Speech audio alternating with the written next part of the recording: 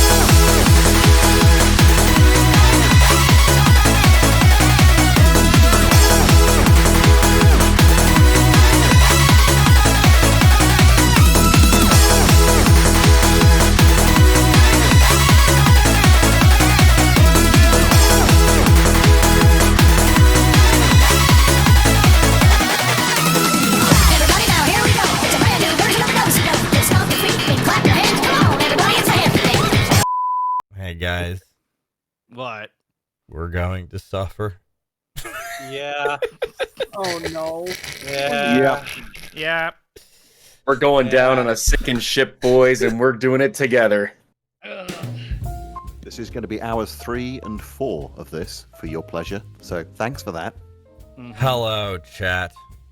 Hello, 113 of you f***s who were like, yes, we really want to see a roundtable reaction to the Tucker Carlson interview with President Putin. Well, here we are. It's all up to you. I have a bottle of bison grass vodka combined with everyone's favorite Sprite dealer, McDonald's, and just for my own pleasure, 3 liters of box wine. Welcome, one and all. Hello to all you all. autists and freaks who wanted us to do this. Yes, it is us, the Nafo boys of the Round Table, here to talk to you, or talk at you, or more to complain to ourselves as we scream and whine, as we have to watch this entire goddamned interview between 2 of the stupidest people on the planet. We don't want to be here. On one corner, we have Carlson, a man who literally looks like his brain is actually made of uncooked steaks. No, he looks like a child that's wearing his dad's clothes. He really does.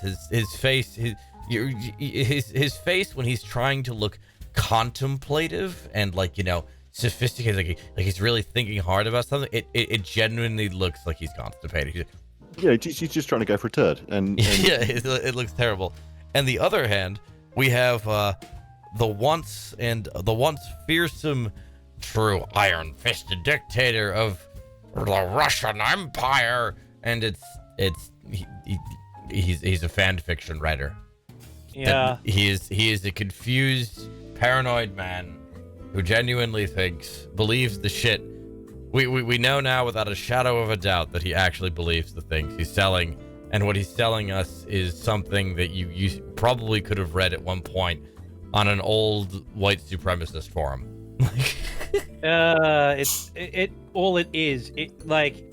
It's Alexander Dugin's Nazbol platform, just somehow worse. Yeah, I think that's fair. And for the reference, I wish to echo Pig's sentiment. We didn't want to do this. None of us wanted to be here. Digi doesn't even want to be awake. I woke up at 6:20 in the morning to get ready for this. On a Sunday, On a Sunday, after doing 8 hours of outdoor home networking where I was nailing Ethernet cables with cable ties to walls. Yeah. But the moment this interview dropped, literally, like everyone here, even like the smaller channels in the Nafo sphere, all got pinged.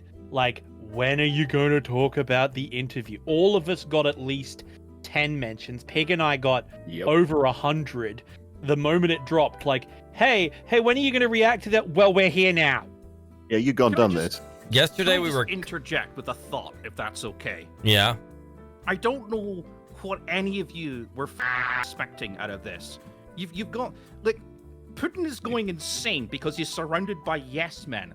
Tucker Carlson is a aging conservative with brain rot who both him and his audience see the entire world through the perspective of the 2014 culture war. All Tucker Carlson wants to do is sit there and talk about how, like, Bud Light putting pride flags on cans, or how, like, the trans mafia is using drag queens to brainwash children. That's all he had to do. Destroying the world, and Putin doesn't care about all of that because he has no idea what's going on. He just wants to sit and talk about how he's right and brilliant and fantastic, and how Ukraine doesn't exist in this bullshit history. He's insane. Okay, he's absolutely insane. Actually, I think you make a really good point, and actually, Digi, you were chatting about this the other evening. So before we even start with this, the brilliant thing about this interview, before your point is, because your point is very important, right? I just want to do quick sound check. Is anyone having problems with audio? Right, chat. I need chime in. Is the music too loud? Is the music too quiet? Are mics too loud? I know LP's a little quieter than most, but that's a product of his mic. All good? Yeah, Pig. Okay. What's wrong with you? I can get really, really close to the mic if you want. Does this help? Give me some of that ASMR. It actually does. That's a bit of ASMR. That's the stupid the thing. ASMR Is this better, Chad? Don't worry. Don't worry. For when Putin speaks, I have a soundboard prepared. It's all ready. That's what we can expect tonight. We're all very mature here. Though, to be fair, you could literally replace all of his audio with that, and it would make about as much sense. Yeah. That's not even a joke. It's serious, which is the funny part. I cannot. Let's put it this way. They were trying to convince me to get the booze, even though it was only 7 a.m., because of the legendary suffering that we are about to fucking experience, and I literally almost caved to it. I didn't, because it's like drinking at 7 a.m. or 8 a.m. at this point is not a habit I want to start.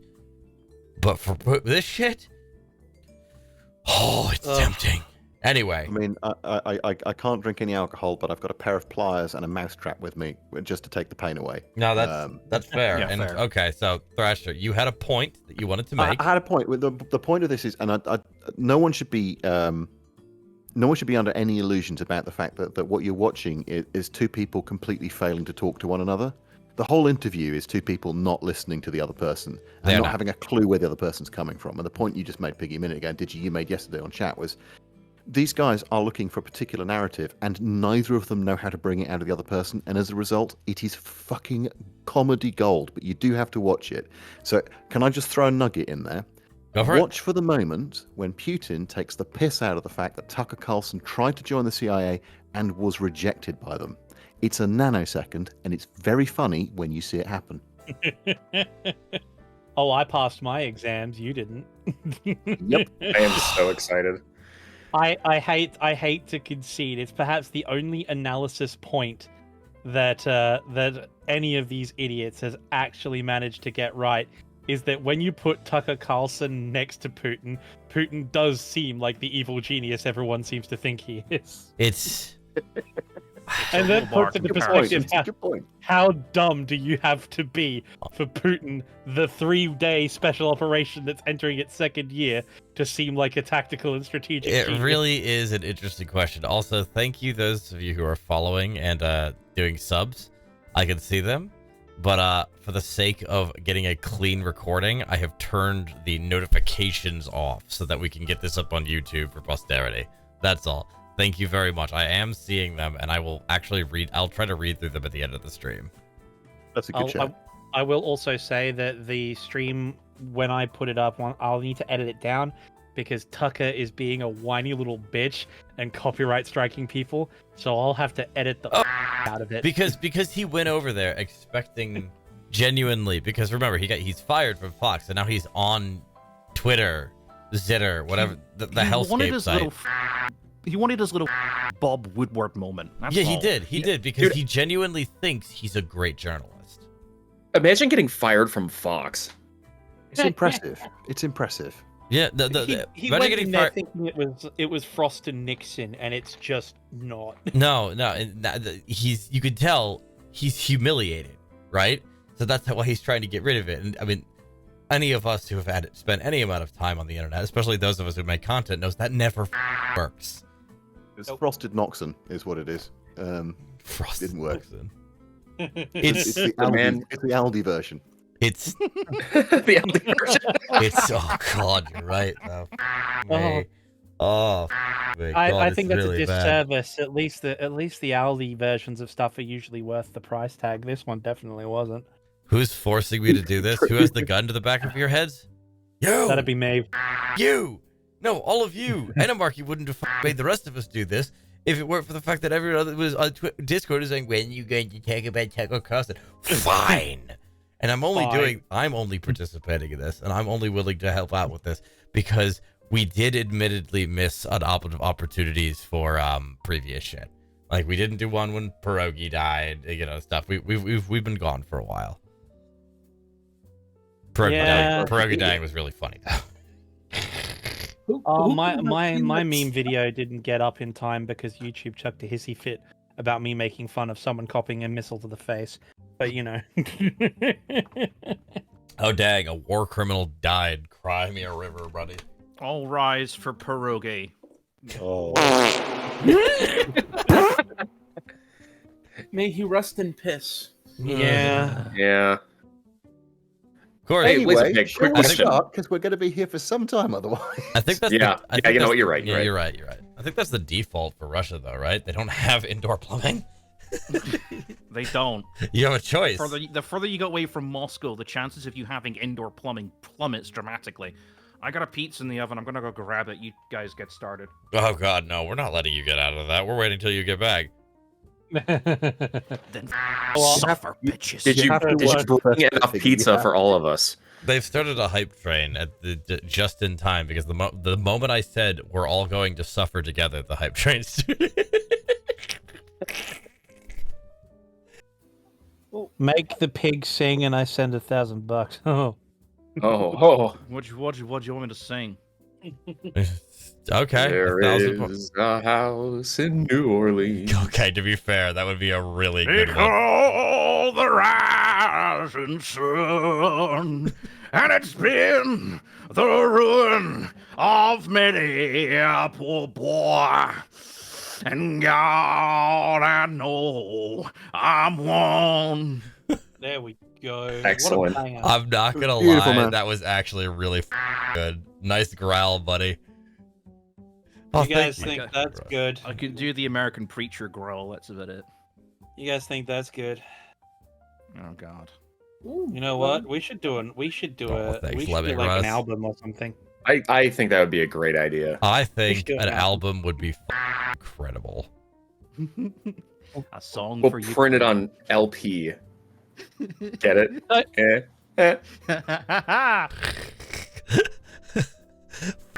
Yeah, we have to parody like a famous album cover, and we have to do one of those. Hang on, we have to hang do on, those hang like '90s like commercials advertising CDs where they have all the tracks listed, like overlays of like overlaid over the guy singing and stuff. First time. Yeah. Oh, also, I got this on my soundboard just in case any of us make a joke. There we go. course. Hey. Hey, Literally will be more humor than what is in the entirety of this interview. Nafo Barbershop Yeah. Quartet when guys, Ooh. you. What's a You're weird. quartet but six I guys? won't say too much, but your wishes for He's Nafo back. the musical He's back. may I want to see It may not be too far away. I want to see if this guy follows through with $1,000. But come on, pig opened his throat for you, buddy. Put your money where your mouth is. Hey, yeah, actually, $1,000. He said. Yeah. See, Pig is an action star. His time is money. I think what we should do someday, going back to the album thing, we need Laser Pig's musical version of War of the Worlds. That's what we should do. That's absolutely. Yeah.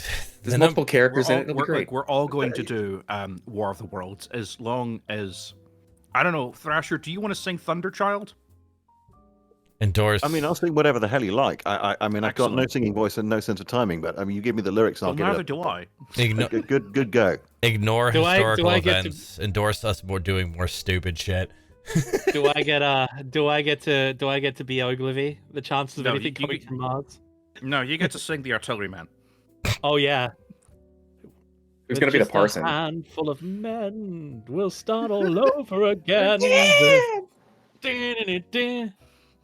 Underground, like the Steven Spielberg movie. Oh, Children, are we doing the Steven Spielberg version? We have a Can I be- serious political interview to handle here, kids. Oh, yes, Yeah, that's true. See, Lord Hearthrasher is like our dad, and he's Thrasher keeping is us on track. like, I'm just conscious, gentlemen. at some point, the wife's going to walk in here and go, "You need to do something else on a Sunday afternoon." I had 2 hours put aside an hour and a half ago. That's fine. That's fair. All right. Okay. Let's get started. You didn't know that War of the Worlds, the musical, was a thing? Bro, It's excellent. It it's slapped so hard. Okay. All right. Who's ready for this? No, but we're doing it anyway. We're going to do it anyway. I can't send your under 18. Sorry, man. You have the money. Huh? When has that ever been a? I don't think that's a thing. Is it? Whatever. It depends what I mean. I'm seeing a lot of Sabaton suggestions. Yeah. There's only one Sabaton song that I will sing, and that is the Winged Sars. Everything else can go. I was thinking we would have to sanitize it due to our ethnic consistency, shall we say? But I was thinking Nafo does 99 hip hop classics. Oh, excellent. Yeah, I am so down. Absolutely. All right. Okay. We'd have to so- replace a lot of a certain word with brother instead, but apart from Or that, neighbor. okay. but we can make it happen. I will. Yeah. Hold I on. go back to I have no sense of timing, so I shall just read it out loud. We're gonna have. I'm with Lord Hardthrasher. We do have to get started on this. All right. So I'm just going gonna to go ahead and There's cut. somebody in this stream who's making the point Yeah. that possibly Carlson is a better journalist he's being given credit for. Tell you what, for the first hour, count Yeah. the number of questions he asks. Start there. Right. Yeah. Okay. That's fair. That's fair. All right, folks. Here we go. I've cut the jazz music, and here we are over here for the video. Yes. Check the messages in the channel. All right. The last thing before we get started, I'm gonna check.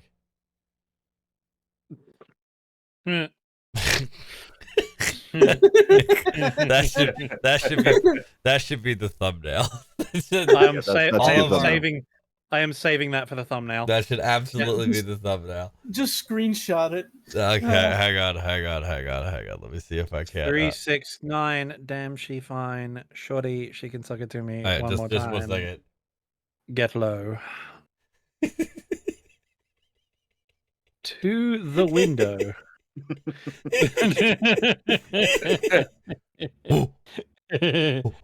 Oh. Oh. Right, defenestrate that motherfucker.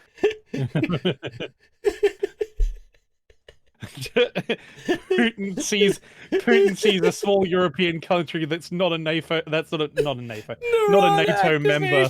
Neuron activation. Okay. When Georgia is not part of the Soviet Union / Russian Federation, neuron activation. All right. Let's get started. We're all here? Yes? Okay, We're all good. here. Yeah, All we're all here. here. All I wish right. we weren't, but we are here. Interview to Oh, hi, Radio. Sorry.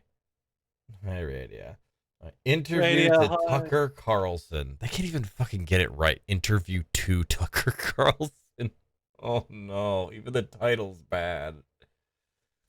I'm Alright. getting some poor Uber Eats to do a Macca's run for me for this, so it better be worth it. All right, let's rock and roll. 3, 2, 1, begin.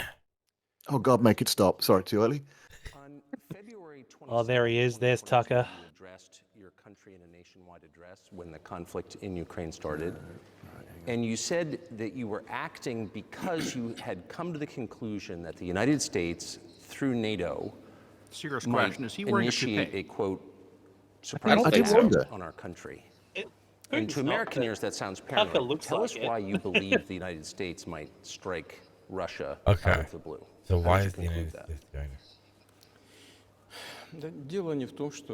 Well, it was not about that the United States wanted to surprisingly strike Russia. I didn't say so. Is it a talk show or is it a formidable, serious talk that we're having? It's a talk show. Here's It's the a talk show. quote. Matt. It is quite Thank you. literally a talk It's a show, yes. formidable series. It's a serious talk, okay. You are trained in history, as far as I know. Yes. It's the video playing. No. So That's allow no. me, I'll allow myself, like, to spend a minute to give you a reference note, a debriefing, if you don't mind that. Strap in, kids. This is 36 minutes long. A debriefing. Our relationship with Ukraine, what was the starting point of the There we go. relationship? Where does Ukraine come from? The Russian state became centralized, which was the year of establishment of the Russian state in Lots of little things just listening as they go through. They 862 change when, translator every 20 minutes. well, there's a city of Novgorod in the Makes it northwest sound like of they've just killed the guy for saying the wrong Russia, thing. which when they might be true. invited Prince Rurik from Scandinavia, from the Vikings, in 862. In 1862, 1,000 years since the establishment of the statehood was marked, and there is a memorial dedicated to that in Novgorod. Uh-huh. In 882, Is anybody still with him the from successor Oh, of God, no. Rurik, No, Prince Oh, what does this You wanna know have what's to do great? with? I've just realized Anything? I haven't actually been listening. I immediately tuned him out. Holy Actually, shit. It's like was a listening to a regent bad history to- professor. It to is Rurik's listening young to a son bad history professor. came to Because the point he's Kiev. making is he's He talking about ousted the formation of Ukraine, two but brothers he's not talking about it till the that 800s, used which to be in the neatly past, had skips been in over the the fact that past, before that it was already a state members in of its the own crew right, of Rurik. with nothing to do And with Russia, because so Russia there didn't were two exist at centers this of the point. statehood, in Kiev and in Novgorod. Russia then. was a forest and fields and a swamp. Okay, okay. It The was the next town of Novgorod, and red that was it. letter date I'm going to was pause this once. 888. Hero, the one, who in the elvish the tongue is named conversion Ilvatar, made into a loon Christianity, of his thought, when Prince and then Vladimir made the great accepted music before. Eastern I'm going to Christianity, pause the this Orthodox once. faith. And it's the only time I'm going to pause this, because if I pause it constantly, we will be here all forever. day, right? Every single average MAGA lover, right? Like the people who actually like that Tucker is trying to appeal to here, right? Has Yeah. already fallen asleep at this point. Oh yeah, 100%. Yeah. Yeah. Then they've checked out. They've no idea. we are And you- 3 minutes in, and this has already been an abject failure based on that entirely. Remember, Okay, look at Tucker's face. Like I told you, Tucker just wants to sit there and talk about how like the trans mafia is ruining Yeah, America. like But how Putin doesn't have Russia, a concept of that. how Russia is doesn't going care to either. is going to save the world from the, I don't know, the woke liberals or something, right? Yeah. That is all Putin would have had to say to appeal to Tucker's audience.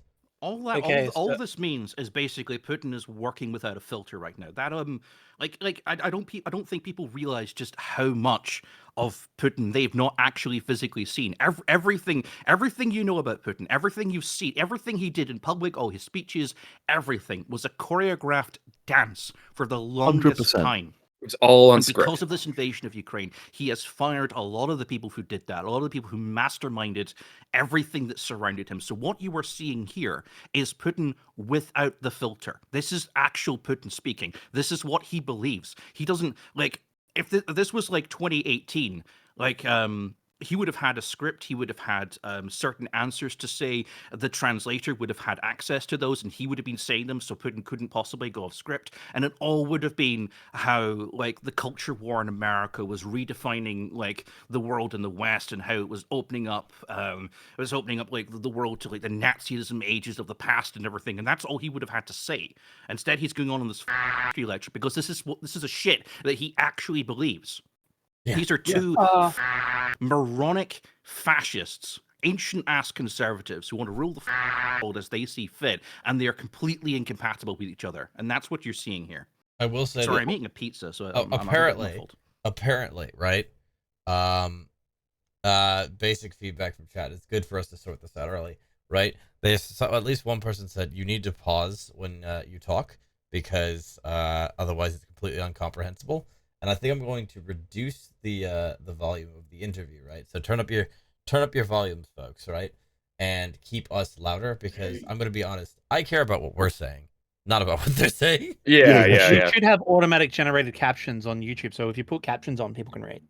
People can read it. Yeah. I just want to say, so Pig, the thing is it's not so much that he fired the people in the last 2 years because of Ukraine. It's more due to the fact that we're obscuring the captions. That's hysterical. It's more due to the fact that nice try. He's basically this is you can move Putin and Russia unfiltered. How do I? Oh, it's not shit! There we go. Propaganda machine running things doing the interview. It's Putin himself, which is the whole problem. There we go. We got the subtitles at the top. There you go. No, perfect. That's fantastic. I think that's a really fair point, right? I think it is. It's two things. It's his hubris to be able to come out and do an interview live off script without any notes in front of him. And if you listen to his own dates, he's getting it wrong. The translator is clearly trying to follow the whole time what he's saying. He's got no clue what's coming out of his mouth next, and he's doing a bad job of it. And then you're quite right. It's exactly about you got to imagine how isolated he must actually be at this point. For him to come out and say, he doesn't know what's going on. For him to come out and say this shit and think he sounds smart. Holy shit! This is okay. So Putin went into isolation like during COVID. He's clearly terrified of it, and he's also isolated himself even further after the war because he's paranoid of being shot, right? Like of being assassinated. This is like quarantine Putin. He's just emerging, only emerging now after like 4 or 5 years of isolation and thinking he still makes sense because this is like the first time he's talked to anyone unscripted in like 4 years. Fair point, man. It's a fair point. It's like if Howard Hughes were a politician. Like you're right. Yeah, it is basically. Oh God! I bet you Putin is placed in at least one jar. The only thing I would say is that talking about the history, he's already right because he's talking about Nizhny Novgorod as the founding position of the Russian state. And how Novgorod played a huge role in creating, the Russian state and the Rus. He mentions the founding of the Rus in 882, right? He neglects to mention that Kiev and the Ukrainian sort of hetmanates and other groups around there, Kiev was founded 400 years before that. Yep. And so there was an entire trade empire and cultural identity independent from the Rus. Kiev had already in Ukraine. Kiev on Rus was building beautiful cathedrals and the things like that. Like it was a glorious center of culture when Moscow was literally just a swamp when no one was there. Yeah. Like it also was far more powerful and influential than Novgorod, but it doesn't suit Putin's narrative. Of course. No. I mean that's the whole thing. He's like, this is literally again the title of the stream. It's the world's worst alt history. It's not even consistent. It's just terrible. Yeah, but this is because this is what Putin actually thinks. You need to remember that, like Kitty said, Putin lives in a dream world, a fantasy. The entire world is translated to him by his advisors. Then he speaks, and his advisors translate that back to the Duma. It's incredible. when his generals say like, oh, we destroyed 50,000 American Abrams tanks, Putin actually believes that. He thinks he is locked in like a bear wrestle and one-on-one mano-a-mano war with the entirety of NATO, and he is gradually winning. He doesn't understand the full context that his elite troops are being kicked in the shins by fucking paramilitary volunteers. Let's put it this way: ass weapons from the 70s. What's up? What elite troops? They've all been dead, lying in Ukraine. Oh, he still thinks he has them. Got dumped in the ocean. He still thinks he has them. Let's put it this way: if the world stage was a party, Putin is wrestling with a mannequin in the closet. Yeah, I got him on the ropes, guys, and everyone doesn't even like. Oh, where'd Putin go? There's still some VDV left, isn't there? There's still some Spetsnaz around, isn't there? Well, it's kind of funny. Kitty, you probably know a bit more about this than I do. But basically what's happened is the Russian military has broken down into factions, and the Kontraktniki and the special forces are all sort of bunkered around Kharkiv. And they formed their own sort of mafia cabal where they're just trying to sit out their contracts and they're just not fighting. They're not doing anything. That would explain why that front hasn't moved barely at all. Yeah, they don't want to move. Here's the thing. You can't wait out the contract anymore because the contracts have basically been extended indefinitely until the end of the war. Yeah. So, and as much as the Russians like to lie, whatever, most of the troops in Ukraine basically have signed contracts. If you're talking about regular pre-war army, on average, in like infantry units, it's like maybe 1 or 2 guys, maybe 3 guys per company. Yeah. And they're basically like the company sergeants and platoon sergeants, whatever. Or they're in charge now. Because everybody else is dead or wounded or missing.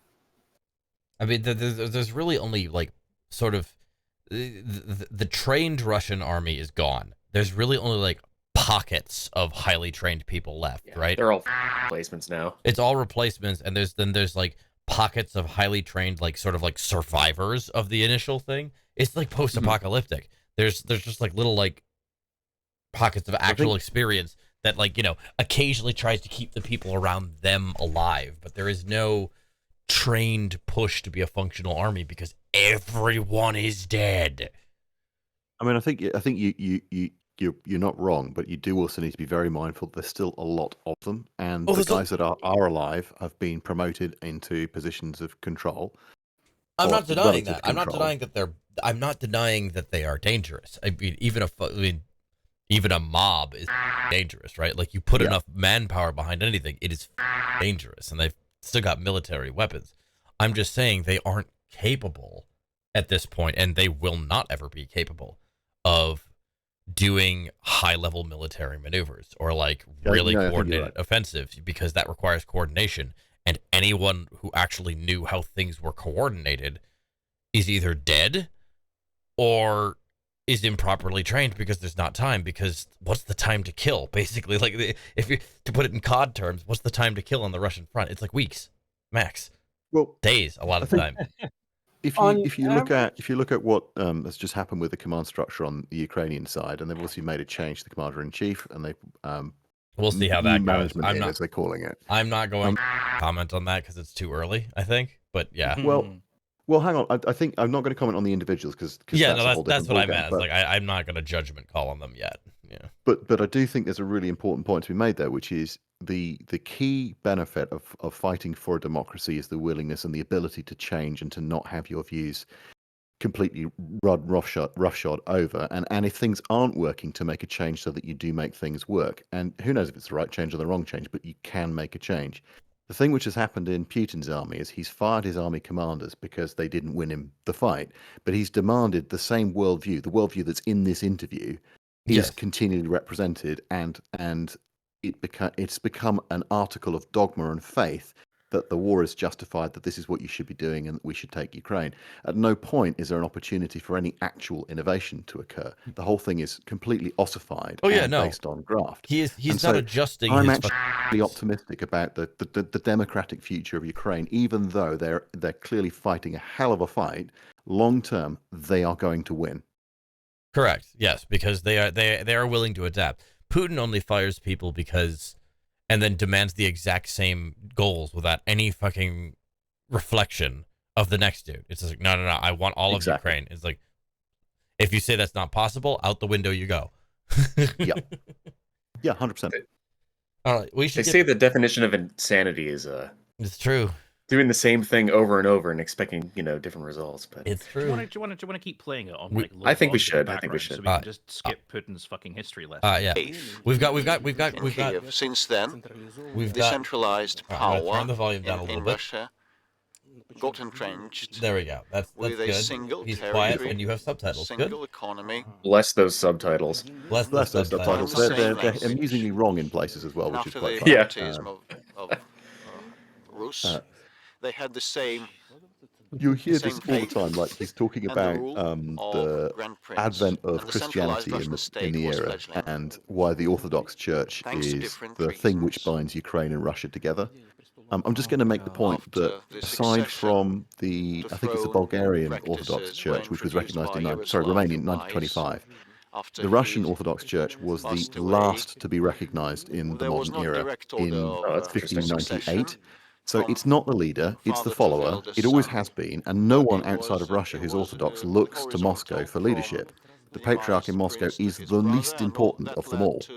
So there's bullshit about Orthodox Church and who looks to where. Everybody looks to Constantinople and Antioch. They don't fucking look to Moscow. I'm turning that down and then turning it up on the stream so they hear the same volume. I want to hear you. I don't want to hear this dude. Yeah. Tucker's just sitting there. He's just letting Putin walk all over him. He doesn't ask a question. He's dumbfounded. He doesn't know what to think, dude. He's like because he wants to sit there and talk about fuckism. His job right there is to form a bridge between the American conservatives who view everything through the culture war and Putin, and then make this whole thing of war in Ukraine, everything all about like fighting like the liberal Jewish cabal elite and their blue-haired psychopathic supporters and how they control everything through cultural Marxism. Woo! Yeah, no, there's a narrative. The Republicans get more money in the next elections and everything because no one's going to vote for. If you think about it, right, like the right, like the American right, communicates almost entirely based on TikTok logic, right? It is all sound bites and quippy one-liners. And as a disillusioned Republican who doesn't know what he believes anymore, yes, that is exactly how they think. You ain't a Republican no more, man. You actually sound sensible. Thank you. I'm sorry. I love how he's talking about the Polish-Lithuanian Commonwealth now. Like, I'm sorry. Like that's a whole thing. That's what I have to say to people. Republicans are like, I don't know where I stand anymore. I'm like, you can't be a Republican anymore, dude. Not because of your choice, but it's because the party has literally force marched away from you, like leaving you in the distance. I should make my own political party. The Republican Party should be trialed as traitors to the Americans. At this point, yes. At this point, 100%. Or a lot, yeah. If you look at his face, look at his stupid little face. He doesn't know what to do. He doesn't know what to. Oh God! That's the look. That eyebrows crossing bit. That's the constipation look. He's trying to look serious and like he's concentrating. These are the people. Like he's going for a turd. These are the people you want to idolize. Really? Ukraine means the trim of the nation, the trim of the land. What am I doing? Torturing myself with all of my friends. I feel bad for every American in the next election. Hi, Hey, Zach. were Love you, Zach. It's fun to watch you play with trains last night. You helped me go to sleep. It was great. So the Poles tried to It was up to like 3 o'clock in the morning. Just watch Zach with trains because I was trying to get to sleep. It was like, ha. That's pretty cool. Zach joining the chat is infinitely more interesting than whatever Putin is saying right about now. We're just that part of the Russian lands. Hey, Zach, if you were ever wondering what your gun rants would sound like if you were boring, this is it. Yeah, this is it. Zach, okay, so just 47 video. Putin is currently claiming that people wrote letters to Warsaw from Ukraine because they were being beaten up by the Polish. Yeah, no, of course. Just go and look up the Polish-Lithuanian Commonwealth and you'll figure it out. It is complicated. It was messy. Oh, but Eastern that's Europe, not what happened. Eastern Europe in those days was very, very messy, right? The whole Eastern European history is It's never been not messy. You're very quiet again, Pig. Sorry, I was going to say the entirety of Eastern European history is a cluster mess. It's fascinating to sit and listen to, but I will admit I am completely out of my depth when it comes to that kind of side of history. I've got friends who are somewhat in on it. I've got a friend who is probably the most Scottish person that I know. He wanders around everywhere in a kilt and speaks with the most broad Scottish accent you've ever heard in your life. He spent the 70s and 80s wandering around behind the Iron Curtain. God, look at I'm sorry, I'm looking at Turka's face, just like. Look at it. It's genius. He's doing the. It doesn't sound like you're inventing. I'm not sure why it's relevant to what happened 2 years ago. No, dude. It's not even a question. What he's doing here is he's doing the thing that Ask a Historian on Reddit does, where it's like, well, here are my sources. Here are my sources that I won't let you read because they're in a foreign language. Oh, fuck's sake. Hang on, we're going to have to put it in shield mode. Oh, no. Are we getting raided? It's a follow bot thing. Oh, okay. Oh, lovely. Digi. There was a funny edit on Twitter where somebody was like, Dima, bring me the sacred text. And then he just hands Carlson a copy. Well, here's a copy of the Elders of the Protocols of Zion. And I'm just like, why does this feel believable? You're not far off, honestly. Here are the Satan texts. Well, they might as well be. Here are the sacred texts by Alexander Dugin. Please, Putin wrote everything in there. Superior and must cleanse the European race by force. Hysterical. Why is his trousers so short? I saw that. I was like, oh, holy shit. He's got his trousers on too short. And I think I know what it is. It's so in real life, Putin, if you look at him with pictures of him stood next to Andrea Merkel, she's 4'10", he's the same height, even with his shoes on. And I think he has his trousers cut short to make him look tall. And certain people who are very short do that. Also, check his jacket out, because I swear to God there's a bulletproof vest under that. Yeah, there is. I wouldn't doubt it. Oh, no, dude. He is way too paranoid to not have that. He's probably packing a Makarov in a shoulder holster. I mean, he's been rocking a bulletproof vest for the past 10 years. Yeah. Hence the mass. He's got shoulder pads. He's got. And when he actually literally looks like a WoW character. Oh my God. When he attends functions inside Russia, he is actually at least rumored to be armed a lot of the time, similar to how Hitler was, for the same reason. Which is why he always seems to walk with his right hand free and his left arm down. He's keeping his gun hand free. Really? Mm-hmm. I'm sorry. They're trained to do that in the KGB. And he still does it, which makes me think he's probably, in Russian events at least, he's probably packing heat himself. I mean, I wouldn't be surprised. I mean, who's going to tell him no, right? I mean, he's scared shitless. I mean, in the end, Hitler had guns all over his office in secret compartments. I'm wondering if Putin has the same. Mm-hmm. Well, Hitler used to walk around with a dog whip. Kind of, you can see the sort of thing Putin would carry around. You know, with that vest under his coat, it makes him look like he's out of a 90s yaoi manga, where they have those huge fridge-shaped bodies. Oh, God. How could you just watch the fold in that suit jacket on his right arm, and I swear that's going in because he's got something underneath it. That's anyway. It's much more interesting watching his jacket than is listening to anything he's got to say. Listen, he's talking the river again, and it just move on. It's because he's got. He's wearing shoulder pads. Here it is. And they collaborated with Hitler actually. Oh yes, Hitler. Oh yes. Here Anybody want to comment before I do? Sure. I would like to charge Vladimir Vladimirovich Putin with rehabilitating Nazism.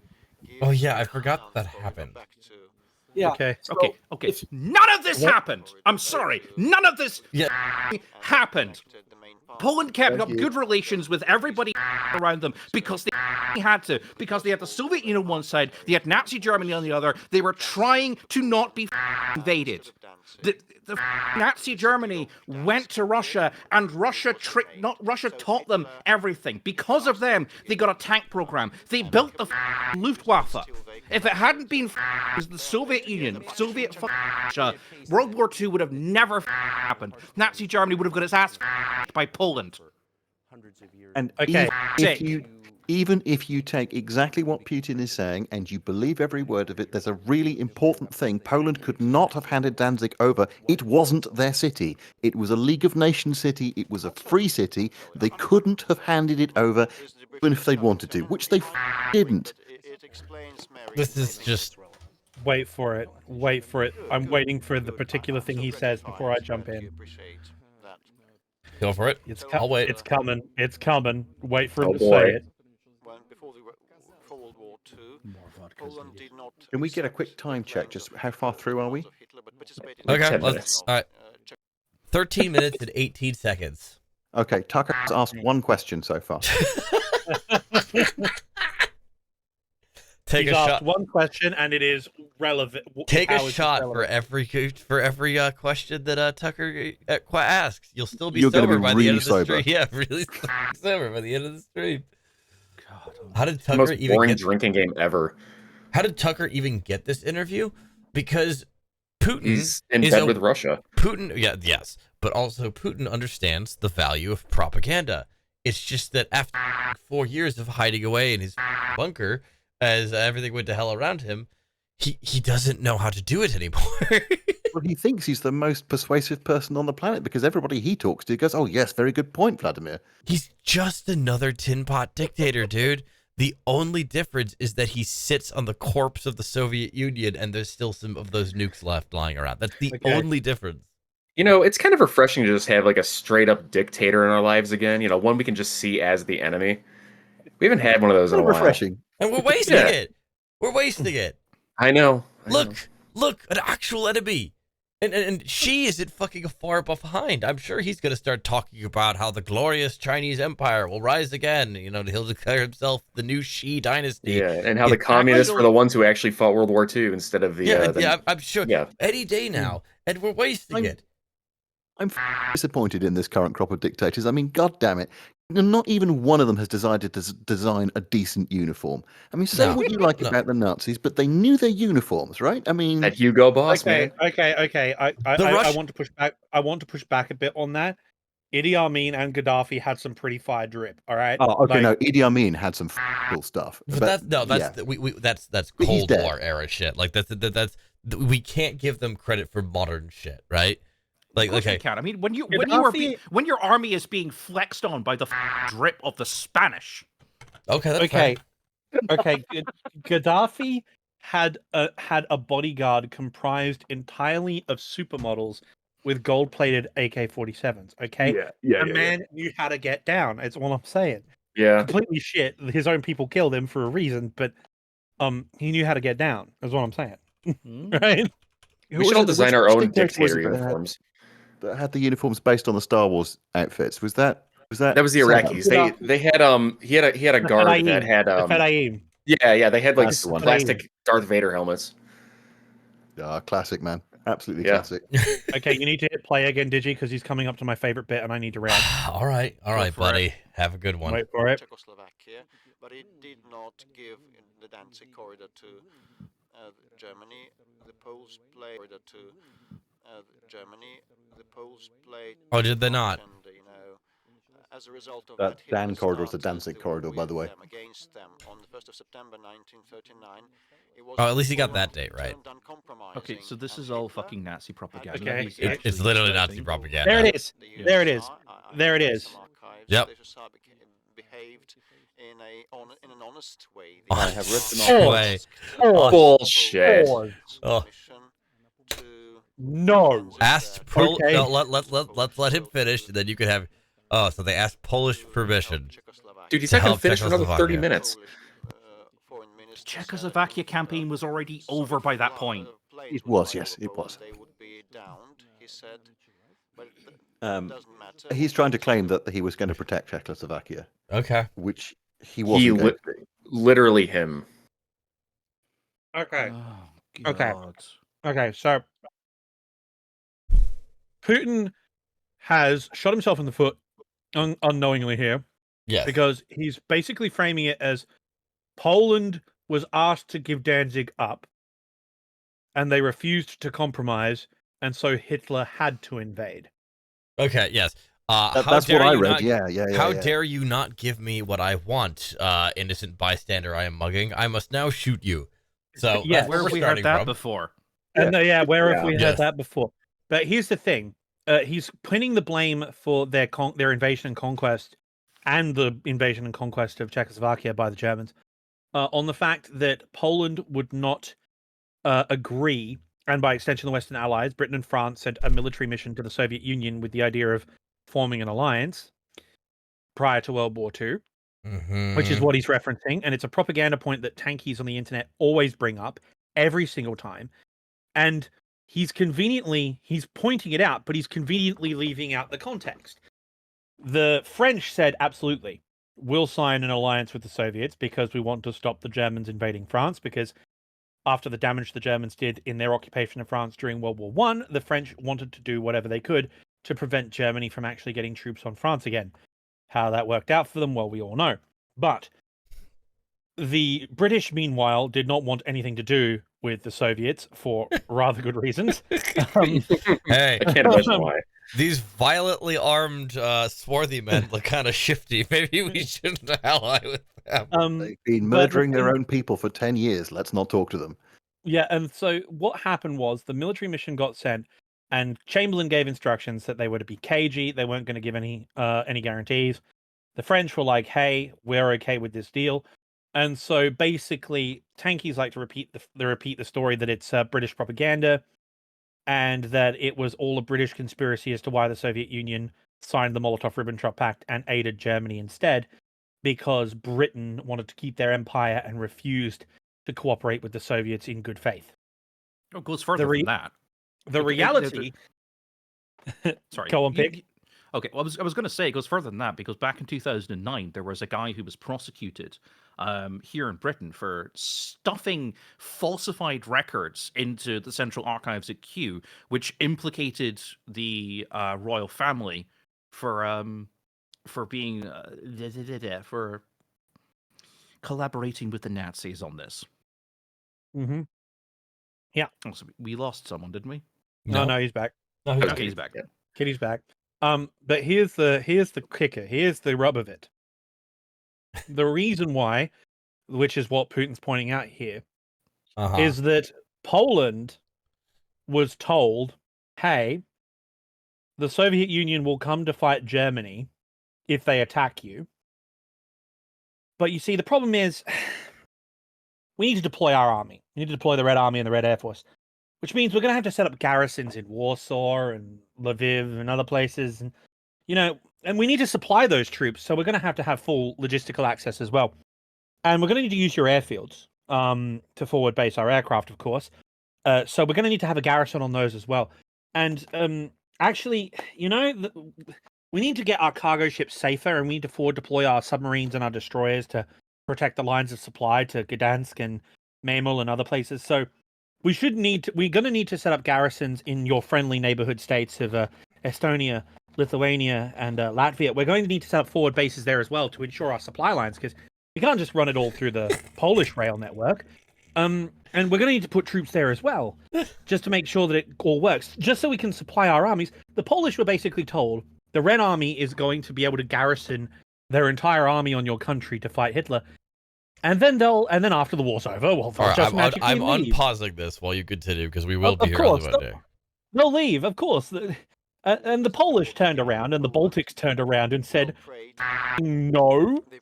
Literally, why don't you just let us move in? Basically, Rich just said. Mm-hmm. Imagine wanting to actually protect your property and not be invaded by a foreign power. Just imagine for a second. Crazy idea. Imagine if you were really concerned about your borders for some reason, or your Good job family. nobody worries about that anymore. Why I want to ask you, chat, why wouldn't Poland want the Soviet Union, who invaded them just over a decade prior, why wouldn't you want to let them put their army unmolested in your country? Unimaginable. And it worked out so well for Latvia. Exactly. They basically said this to the Allies, and they said, no, we're not going to permit the Soviets to come through our country. And they're like, oh, well, it's the Poles and the Allies' fault for not letting us play. The reason the Poles gave, when asked about this, was we were afraid that the Soviets would replace our government and take over. Fast forward to 1945. What did the Soviets do with every piece of land they, quote, liberated, end quote? They replaced the government with a pro-Stalinist government. Yep. God, he's just jumping around, dude. He's like talking about like modern territories and stuff. Like, these are the ramblings of a really shitty fanfic writer. I told you, dude. This is literally like alt history, white nationalist fanfiction. No, And now he's going to go and start back about how there was no Ukrainian state during the Bolshevik Revolution, which, Marky, over to you, kid. There was an independent Ukrainian state called the Ukrainian People's Republic with a song called Ukraine Shall Not Perish, which just so happens to be the national anthem they use today, with the flag they just so happen to use today. It's almost as though an independent, democratic, socialist Ukraine, because it was the Ukrainian People's Republic, existed in 1919. Ukraine. Yep. It lasted until 21, didn't it? Turn up the volume. You're not getting out. We're not turning. Here. There. That's how much you're getting. You're not. We don't actually want to hear Putin. Pac-Man, just go ahead and remind us all what song was banned under law when Ukraine was part of the Soviet Union. Funnily enough, Ukraine Shall Not Perish was banned. Yeah, how bizarre.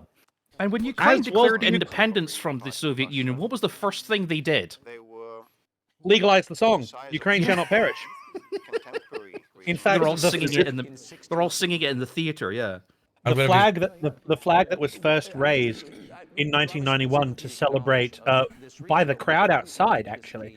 The flag raised by the crowd outside to celebrate Ukraine declaring independence. Sorry, I'm just going to interrupt you for a moment there. Tucker's asking a question, except it's not actually a question. What did he even say? He just says, you didn't say this 22 years ago. You've had a little bit of time. Why didn't you say this before? Putin turns around and goes, I'm just going to carry on ranting, so shut up. I'm not done reading my fanfic yet. Yo, we could do a world building. Questions. Yes. The Ukrainian flag waved on the day they declared independence from the USSR in 1991 was brought into the Ukrainian Rada and hung up. And it's still there today, as far as I'm aware. Yes, it is. And he talks about how, as you can see, he's going on here to paraphrase for all of you. For unknown reasons, the Bolsheviks promoted the Ukrainian culture, and that is a lie. Ukrainian language was suppressed under the Soviet Union. Literally. Schools teaching Ukrainian was suppressed. This is the narrative that Tanky's like to push. He's pushing the Marxist-Leninist party line, which is to be expected from Putin here, but Ukrainian was suppressed, and their cultural identity was suppressed. And he slips up during the course of this bit, because when he starts talking about Southern Russians, which is the term that they used in the Soviet era to denote people in Ukraine, because he thinks they're Southern Russians. Ukraine's entire history for the last several centuries, right, has been them desperately refusing to roll over and die as Russia tries to kill them all. Almost as though the idea of Ukraine shall not perish. Cough. Cough. Cough. And he conveniently does not mention the Holodomor at all, not once. No. But Anarchy's right about the whole thing. I mean, like every member state of the Soviet Union had its language and its culture suppressed under Stalinism. You even had like people going into the pulpits and replacing religious. Wait, did Tucker actually say something there? Did he? Did he? I think he did momentarily, but it's not a question. It's so rare. It's like looking for a shooting star. Yeah, Putin is just shoving Tucker in a locker right now. Oh yeah. If this was a boxing match, they would have stopped it. Because this isn't an interview. That's the thing. Tucker actually thought he was going to come here and get some sort of narrative. I must admit, I had no idea that was a connection. I really hadn't put those things together. It's not something that's really talked about. It's hugely complicated. I need to do. I found all this out when I was doing research for the cultural Marxism video, which I still haven't found. But I do need to sit there and just talk about it because it's insane. It is absolutely insane how deep that rabbit hole goes. Oh yeah. So you mean to say that there are people who literally think the CIA is the one pulling all the strings in the world and like making a very America-centric, universal like empire? Yeah. Please, I can only get so erect. Okay. Okay, so here you go. Putin has just said, in response to Tucker's question, like, everyone's saying that you could attack other nations like Poland, and he's like, no, we would never do that. You said you wouldn't attack Chechnya. You said you wouldn't attack Georgia. You said you wouldn't attack Ukraine. Never believe the Russians about anything until they've lied about it. The reason why every country wants to join NATO is rather simple. Because you have attacked every country around you who has opposed your wishes, who isn't in NATO. Yep. Literally every single one, just about. Again, everyone's surprised. Oh boy. Oh. Oh boy. Oh yeah. What? Who's in? Who's launching mercenaries the from invasion? the U.S. Because the mercenaries from the U.S. are the ones who are actually winning the war, right? It's not the people of Ukraine who are the massive. Oh yeah, it's those goddamn American mercenaries. Yep. Let me get my boy Spaghetti Kozak on the phone and ask him about how his mercenary life in Ukraine is going. Oh my god. I'm also kind of pissed off he didn't even mention British mercenaries. I mean, come on. No. Multinational. They're just tourists. Not gonna lie though, an AVG like Flying Tigers equivalent, flying F-16s for the Ukrainian Air Force would be kind of awesome. I've been saying this that'd be from the incredible. beginning. Yeah, please. I've been saying this from the beginning. Revive the Flying Tigers. I would love it. Please. The Flying Vipers would be amazing. Flying Vipers. The Flying Vipers, like a F-16 squadron with like Viper art on the nose. You know, the thing about that is we would never know about it until like 20 years after. It'd be awesome. We all fly F-16s and DCS. We could clearly fly we could do F-16s it, right? Oh, yeah, and I actual know. combat conditions. He says, having never gone above 0.8 Mach in his entire life. I, with my 10 hours of single engine in a grob trainer, will take on the mighty. Like, I'll squeeze myself into the cockpit. You'll hear the pop as my fat rolls roll over the throttle quadrant. And you'll feel me sit down, and I'll get ready to take on Putin's boys. Put that visor down, son. The roll is important. 1G. You just shift back and forth in the plane with your enormous weight in order to properly shift the plane so you can turn even harder. It's increased maneuverability, right? We do G warm-ups and immediately black out and crash.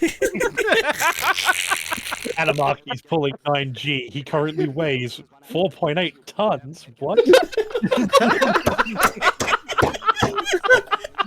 Well, you'd still be a hell of a lot fitter than most of the VK Astra flyers. So. Yo, I saw this comparison of like American pilots versus. Well.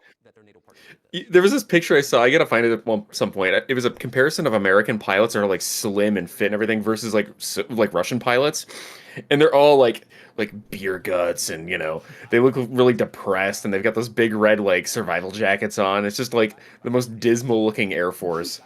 No, my favorite. Oh. Well, that's what happens when you drink your plane's fluids all day. Yeah, you know what? It might have a negative effect on your body.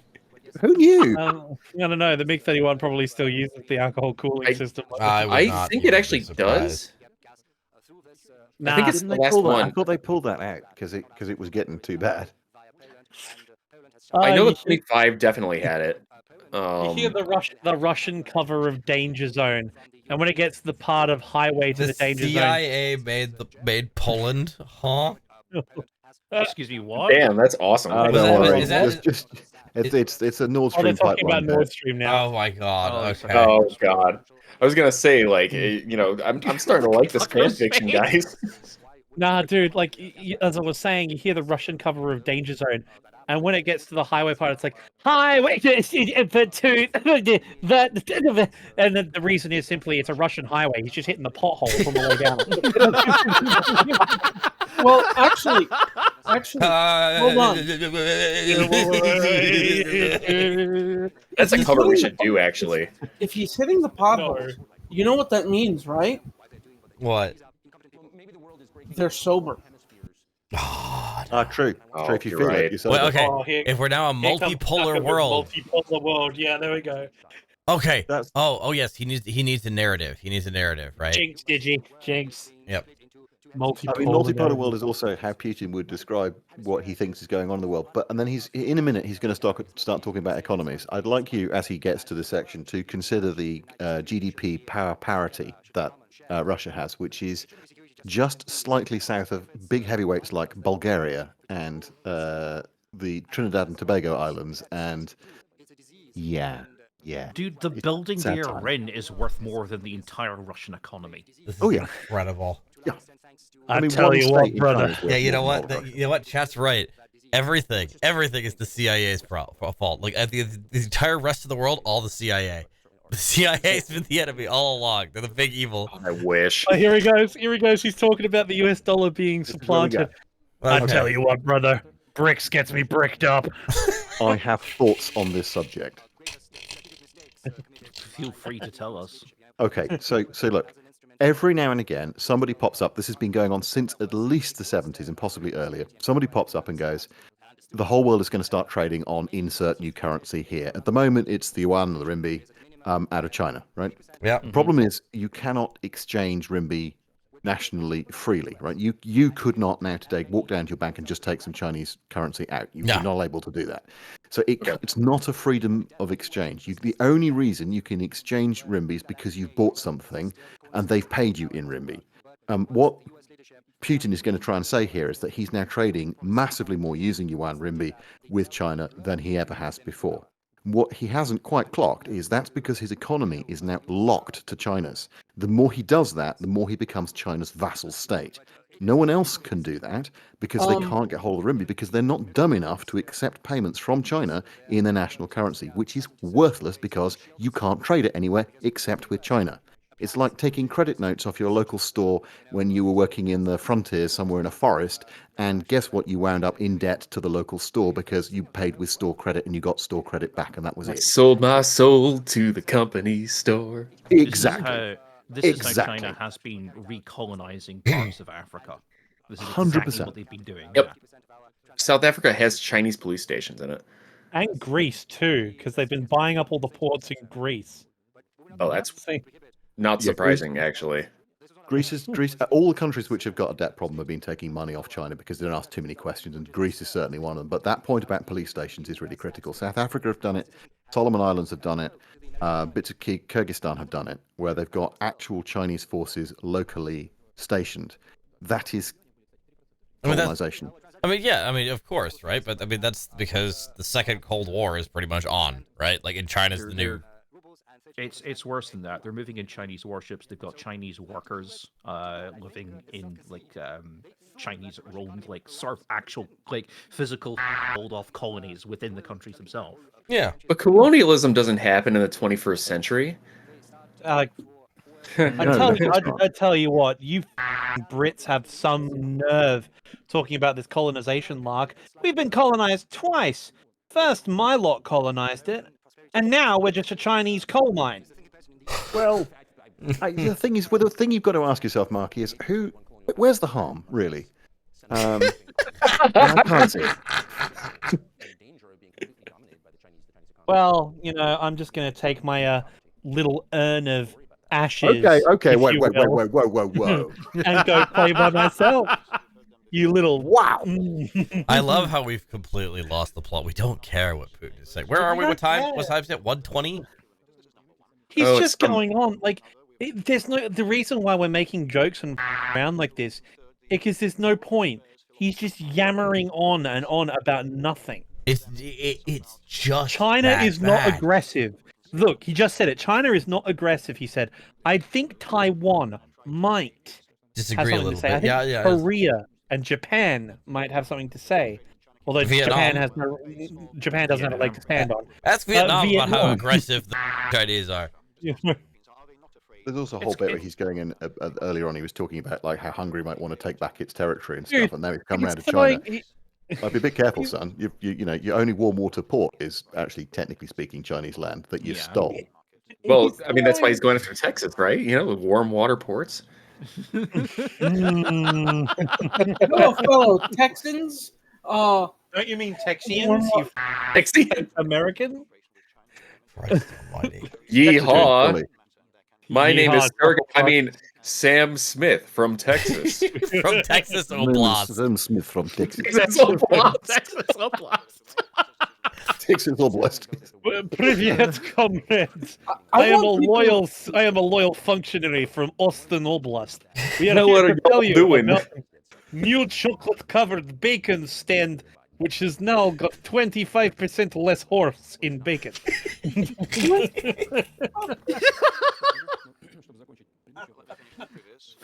No. Let me finish the previous thought. We have 200 billion. Shut up, Tucker. I'm speaking, and everyone knows I'm the world's smartest man. Silent Western peasant. I'm sorry, he's Falcon trying- and Digi, but I have to be blunt, and Kitty, I have to be blunt here.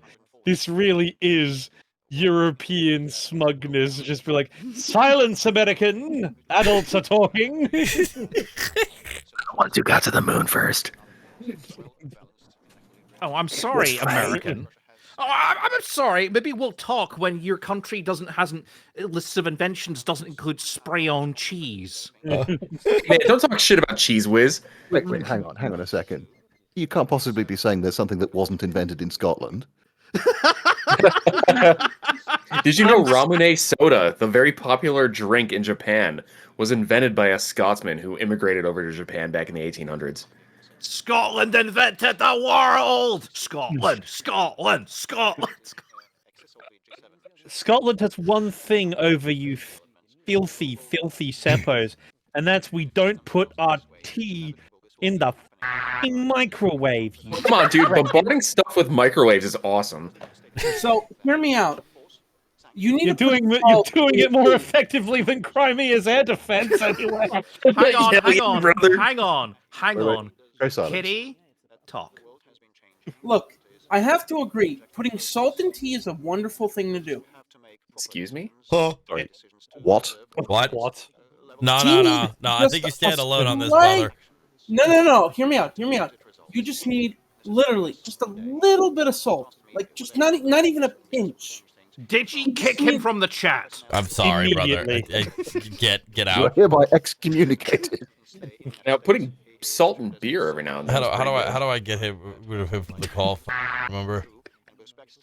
Wait, hang on. We probably got the secret Nafo brain control thing. We can probably electrocute him from afar, can't we? Yeah. Well, Kitty, you know what you have to do. We are going to Sam. give you the opportunity to leave this call on your own accord. I have server muted Kitty. He cannot talk. Fantastic. Yeah, no, sorry. You're in You're timeout, in the buddy. naughty corner.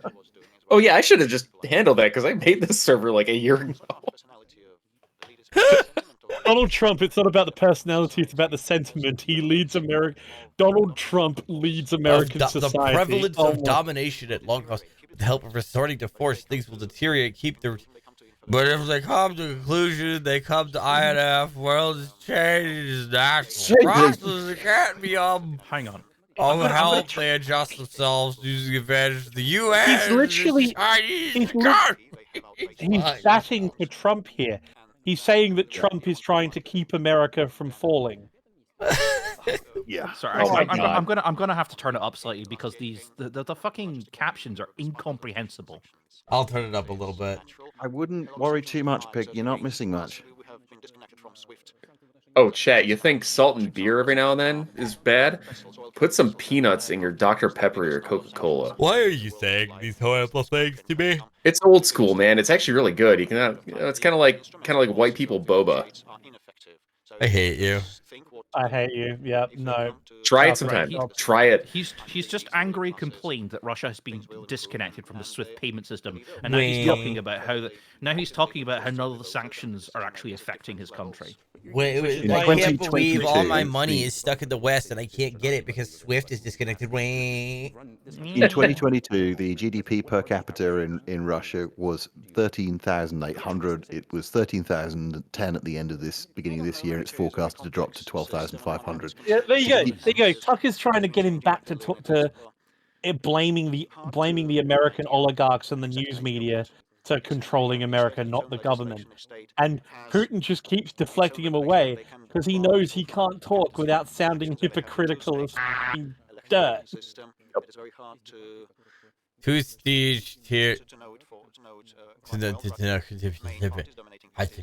It's also what's really clear from this is he does not understand how the American electoral system works or how democracy works in the States. And this is a constant problem with Russian intelligence over decades, that they've never actually studied their adversary properly. And it blows your mind that they can't just sit down and look at it and actually work out how it works. He's on the ABM system again for the 5th time. And he's like, oh, backing rebels in the Caucasus, so that's why we had to invade Chechnya. I'm sorry, what? Yeah. I'm sorry about this, but I'm out of vodka, so I'm onto the box wine now. I'm sorry, buddy. Guys, I know we're not getting much from this, but even you guys watching, relying on the subtitles, have got to realize he's repeated himself for the 6th time now. I've been counting. If you're relying on the subtitles, you're not missing much. The subtitles are actually accurate. This is what he's actually saying. It's just gobbledygook. It is absolute. It just makes no sense. It's completely all over the place. It's terrifying. He sounds like a fucking AI-generated script. Insane ramblings of a holdover from the Cold War, man. That's what this is. And look at Tucker. He's just confused. I'm trying to work out what he's saying. And he doesn't really... Okay, that's his concentrating face. Thank you, Tulip. Thank you. Yes, no, my mod just pinned that. There is no meme. This is what he is saying to the top of Oh, that shit. Tucker. Did you know this? Go ahead. Tucker's face is just like, you can't believe that. Like, Tucker's like, I can't believe I've been sitting here for 2 hours and gotten nothing about it. Nothing. He's got nothing. He looks so upset. Dude, someone mentioned in the chat about, it's a good joke. It's a good joke. He was disconnected from SWIFT. Well, I guess that's why the Eras tour is not in Russia, right? Right? When you said it was a good joke. Yeah. Okay, we're onto the NATO expansion shit here. Oh god, this is the bit where he starts to claim that NATO promised not to expand. Can we be really clear? No such promise was ever made. Gorbachev himself. Apparently we provoked them to invade Ukraine by going to the Munich Security Conference and encouraging NATO. Well then, why invade Ukraine? Why specifically Ukraine when you have NATO countries on your border? Why didn't you invade Latvia? Yeah, exactly. Because they would. And there he is. He's back on the Minsk agreement again. He's back on the Minsk agreement again. Yep, it's back. It's back here. It's back to 2014. Look, seriously, like this man does not actually know how to do politics at all. Like, he is completely media illiterate. Hover over the timestamp, GG. Hover over the timestamp. Where are we at now? Okay, 134:33. We're at 134:33. Have you noticed, chat? He has spent this entire interview. We have talked about the current ongoing war in Ukraine twice. That's it. In this entire interview, he has spent the rest of the time doubling back on shit that is just unhinged. This man is completely media illiterate. And not only that, he's talking about the Minsk Accords and so forth. Yeah, okay. Why were they necessary? Why were the Ukrainians bombing? Oh, because they were separatist regions. You know what this sounds like? Why were they? You know what this sounds? This is like when you listen to someone who's into shit like QAnon. And they go on. They go on about shit that is just completely unrelated to anything you've ever asked, anything you've ever heard of. You've never heard of anything, right? They're made of whataboutisms. It's nonsensical, unhinged lunacy, and you're just like, what the are you talking about? And no matter how many questions you try to ask them, right? They can't respond to you in a frame of reference that works because it's like an alternate reality. That's him, right? There's no like smart politician. There's no propaganda here. The thing that is propping Putin up is the Russian system itself, right? Or what's left of it, right? Like the gasps it's of called like coding. Yeah, it's all what you're describing is how QAnon work. It's called coding. It's where they take a bunch of stuff that is complete gibberish, completely incomprehensible, and then make their own meaning out of it. Yeah. Okay. Yep. Okay. Yep, so here's the thing, right? Not to start beef with any particular person. But there was a streamer, a very famous one. Sounded like someone from Star Trek: The Next Generation. I think his last name is Razan Riker, maybe, I don't know. Anyway, who mentioned something about Taiwan being, somewhere equivalent to the Confederacy or something along that line. Yeah. Anyway, one struggle. One struggle. So when I think about that, and it's like I'm looking at he's talking about how the regions of Ukraine were separatists, and they were separatists for a reason. And the only thing I'm thinking about the separatists is like, oh yeah, they had every right to separate. They had every right. We needed to protect the Russian ethnicities in Crimea, etc.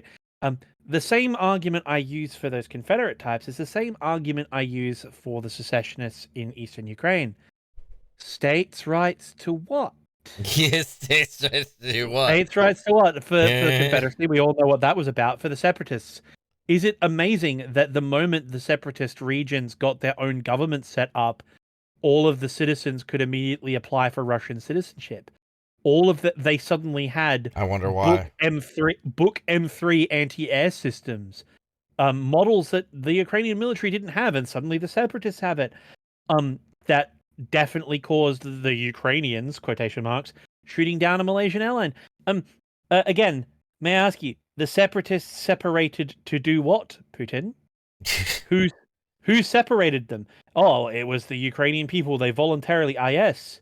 To do what? The Ukrainian people who all suddenly materialized overnight wearing Russian military uniforms with no insignia. It was just in an old warehouse, comrade. It's fine. Yeah, it's fine. Nothing. Yeah, it's all surplus, bro. You can buy those uniforms anywhere, in any old You can store. buy them anywhere. Yeah, everybody can have them. Yeah. Don't where the Ukrainians managed to get some ATACMs, like 500 of them. You can buy them in any Ukrainian surplus store. Okay. I'm struck by the. I wish I could buy tanks at a surplus store. Yeah, bro. Man, That's awesome. the neat part. You can, and the U.S. government has 5 Blackhawks up for auction right at this moment. Someone go buy them. Boys, we can pool our money and absolutely do it. I made a serious inquiry on how to buy one, but it's the shipping costs that because you need certain, because I'm a foreign national, so I need a certain license and I need approval to buy a Black Hawk, and then I need another license to transfer it to Europe, and it either involves chartering a ship and getting it through the Black Sea into Ukraine that way, or traveling overland via Europe, and that comes with its own you'd have to truck it. You'd have to truck it through Germany and Poland. Just leave it in the woods across the border. Yeah, I would truck it to Poland and then just call my Ukrainian pilot friend and say, "Hey, come to this specific location." I would I'm going to be 100% honest with you. If it worked, I would just fly it. It's a Black Hawk. What are they going to do? Shoot me down?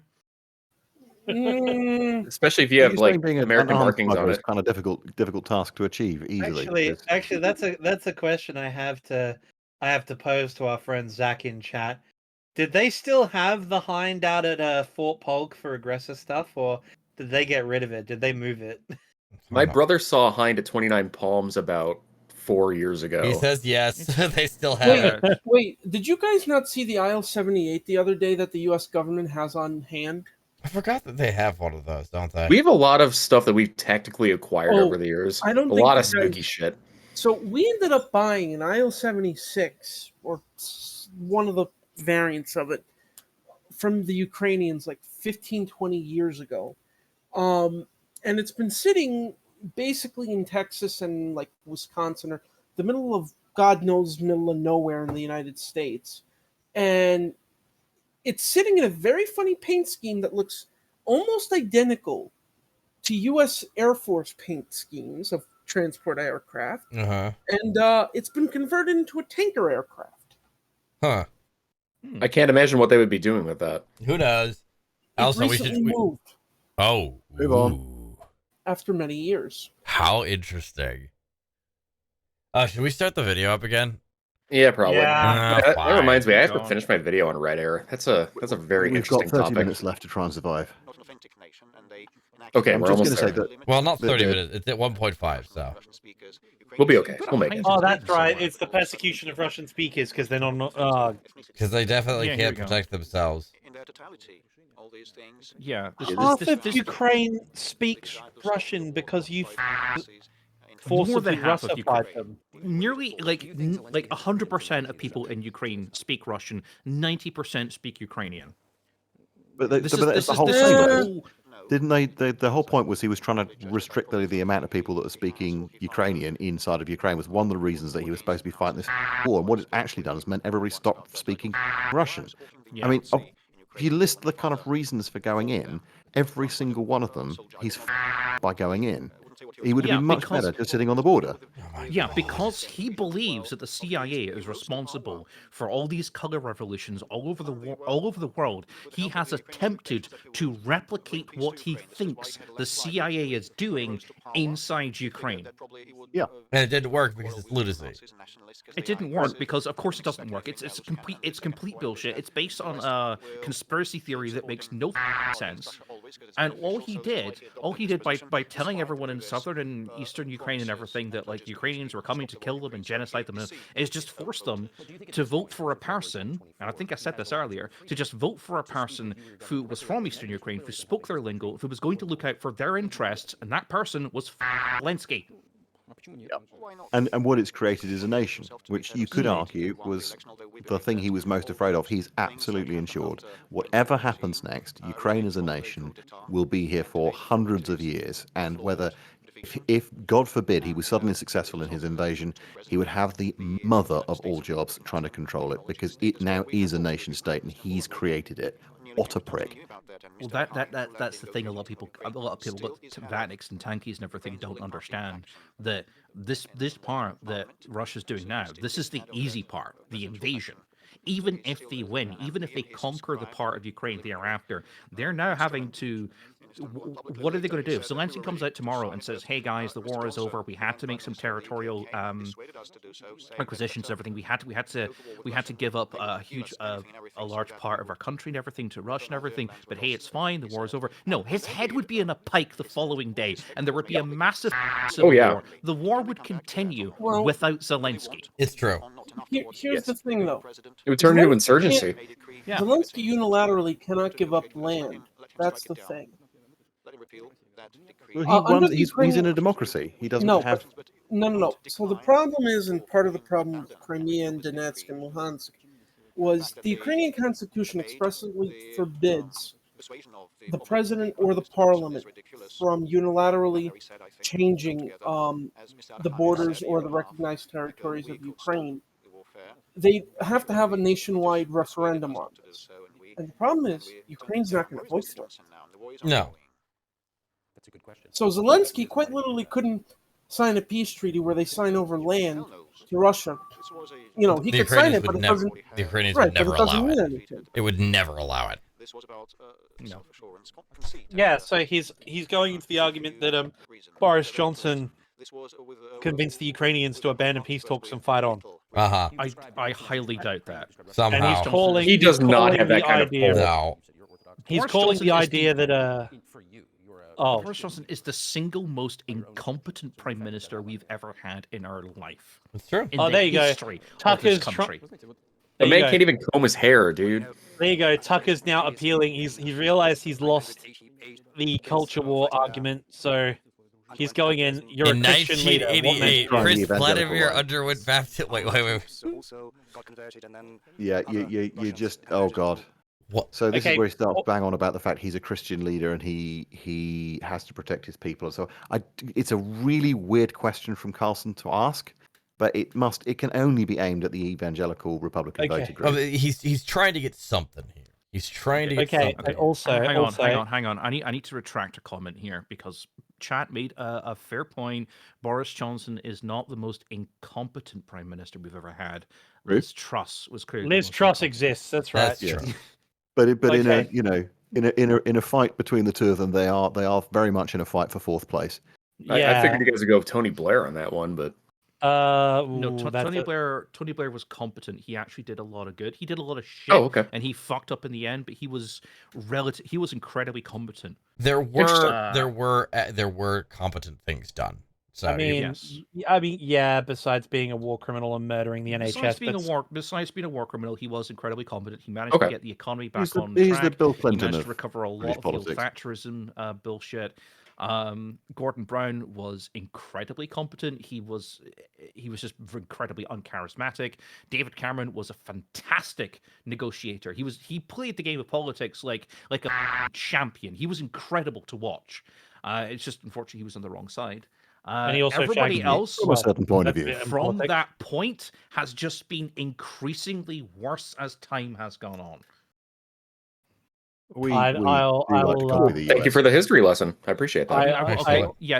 I will concede David Cameron was competent enough that he took Britain's deficit of 11 billion and managed to decrease it to 144 trillion. But that's just conservative. I mean, yeah. All I'm going to say is there's one thing I have to say about Blair's regime, as I alluded to before, which is thank God Scotland has executive control over its own NHS. That's true. God bless the decision for that. That has saved a lot of headaches. But I will say he's going back. I wanted to comment on what Putin says here when he's talking about Orthodox Christianity in Russia. He's talking about Prince Vladimir from his grandmother Olga. Where was Olga from? Where was Olga from? Where was she from? What city was Olga What city from? did she come from? What city was Olga from, Vlad? Hang on, I need to go to Google and find out. That would be Olga. Oh, wow.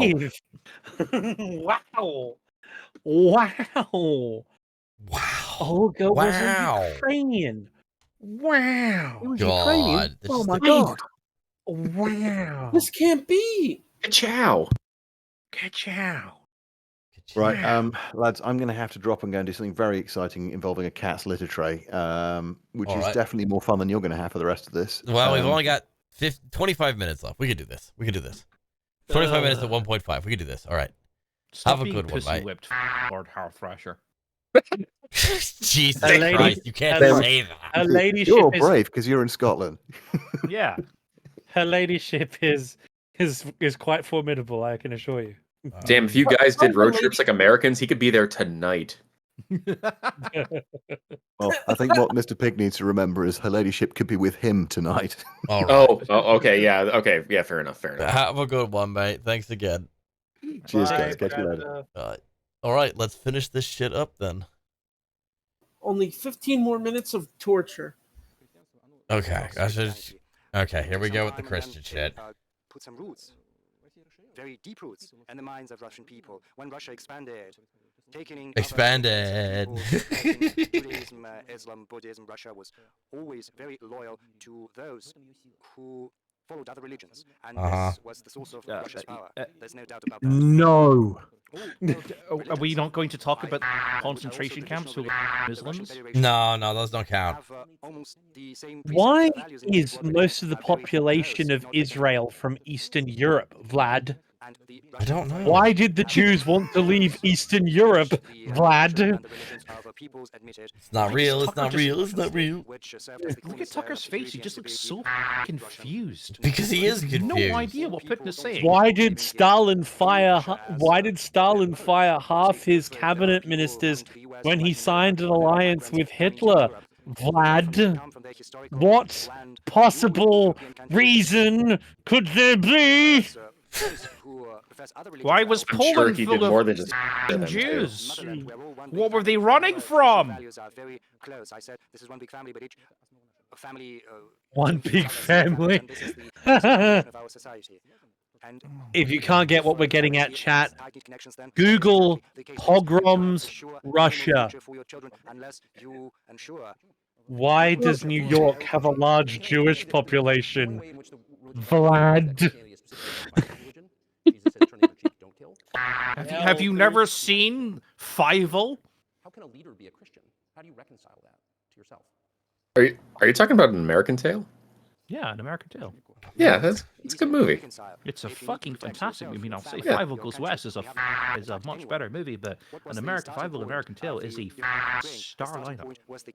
It's a really good movie. Yeah. It's We a should- extremely good movie. We should get that on VHS and just chill out some night and watch that just as a group. People go, Jesus Christ, here we go. No, you initiated the violence in the Donbass region. You absolute This is a smidge of a very bald-ass human-oriented. Weinstein. Human-oriented culture, guys. And he spoke about that, and Lord, he spoke about the Russian soul. The thing is, Western He's society talking about is more like Dostoevsky a now. Russian person, a Russian is more concerned about. He thinks he's so smart. That's the one thing I'm like really taking in from him. He's very confident in what he's saying. The thing is, because he is actually fairly intelligent. The problem is that he is delusional because he used to be he is an incredibly intelligent person. But the thing is, he has lived in a fucking palace surrounded by yes men for like the past 10, 20 years, and this is the result. This is what happens to anyone in that situation. Utterly delusional. He's been isolated for far too long. He has no Do you idea see what's going God on at around work? him. I mean, at least now we know. You know, if he was really just playing politics and being manipulative, or if he believes this shit, he definitely believes this shit. This is the bit where Tucker just asked him if he believes in God, and Putin basically said no.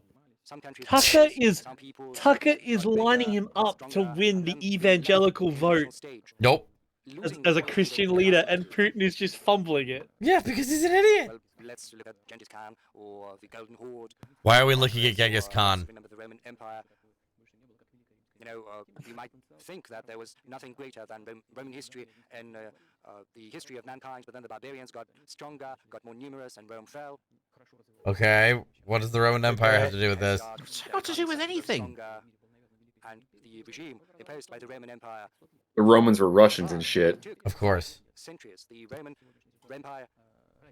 Why does any of this matter? Consists in the fact that right now the developments are far more rapid than they used to be during the Roman times. So when does the AI empire start, do you think? What has that got to do with anything? What? What? Rome fell because it was a slave-based economy, and the number of slaves they had out. Increasingly more complicated questions. In order to respond to this question, you would need to be an expert in big numbers, big data, in AI. The thing is, humanity is facing a lot of threats in terms of genetics, for instance. What are you talking about? What is happening? I don't know what's going on. He's completely lost the plot at this point. What do you think? And a chip has been incorporated into the brain by Elon I I think there's no stopping By Elon Musk, yeah. do what he thinks he I needs think to there's do. no stopping Elon Musk. He's gonna do what Find some common he ground needs. with Why him. are we talking about Elon Musk? because he's a Gone Russia from- shill. Well, yeah. We've gone from talking about the Roman Empire to Elon Musk in like less than a minute. Yeah, literally like 30 seconds. What's going to happen? Oh, this is just Reddit. Oh no. Oh no, you're right. It's This just is from Reddit. It's just Reddit. Oh no. Oh. Oh, dear God. I think Elon should probably be thoroughly investigated by the FBI. I mean, if anything, for his very public and transparent drug use. He's talking about MAD now. We're back to MAD. Okay, God. are we back to the ABM finally? He's talking about the dangers of technology. And yet he's using Starlink. Very He's cool. talking about the technological. Putin's talking about the technological singularity. Oh, Putin confirmed Posadas. Wow. Let's go. Wow. On an interstate basis, intergovernmental basis, on how to regulate these fields. I appreciate all the time you've given us. Somebody in chat said, "I feel like I'm being stun locked." Probably not here.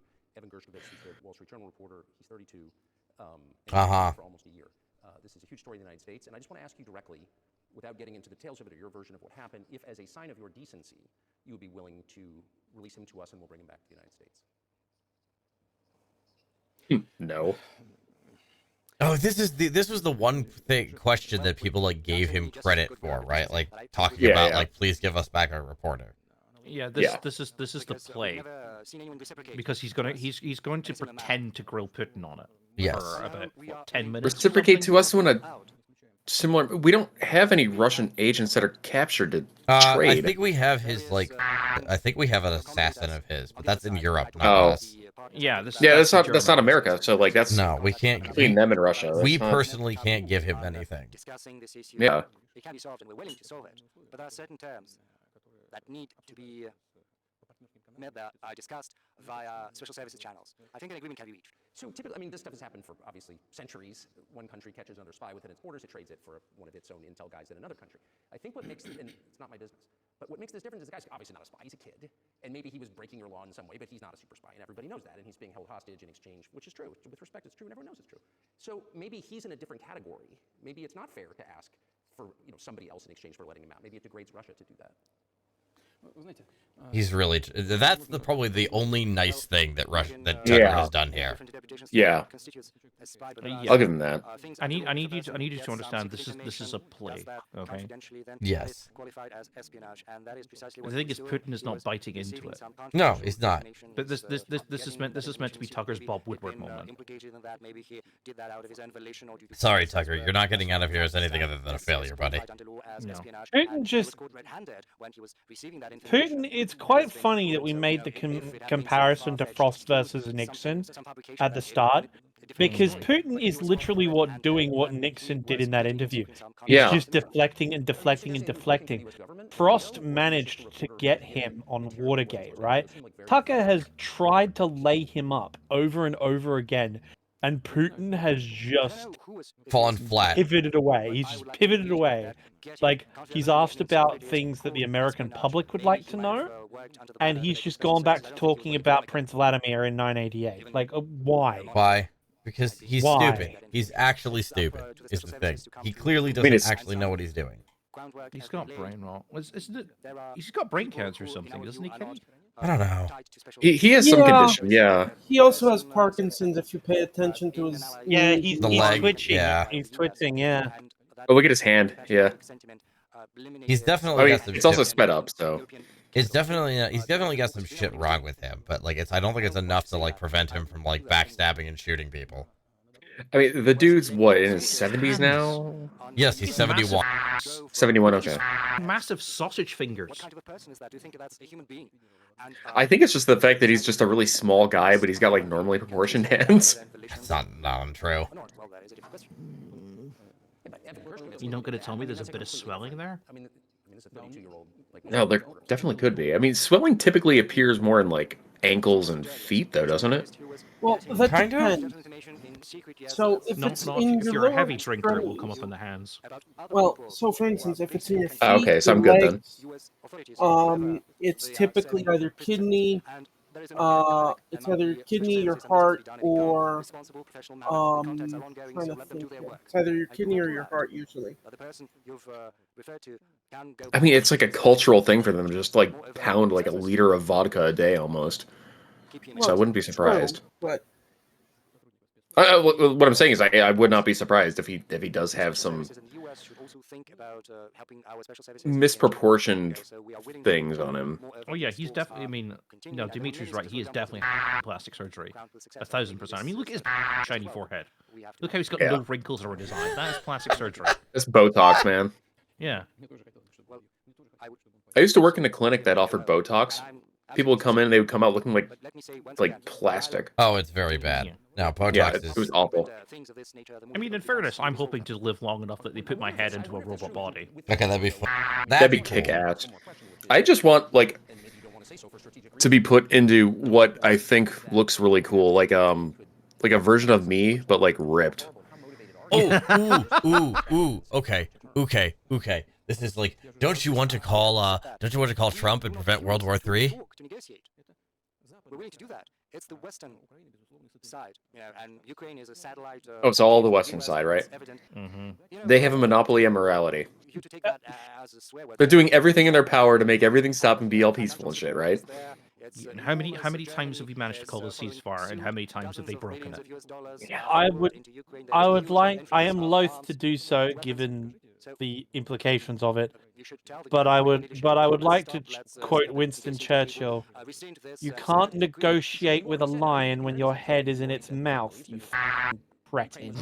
That is a great quote. Like, why the hell should we in the West negotiate when you're the one firing cruise missiles at civilians? Yeah.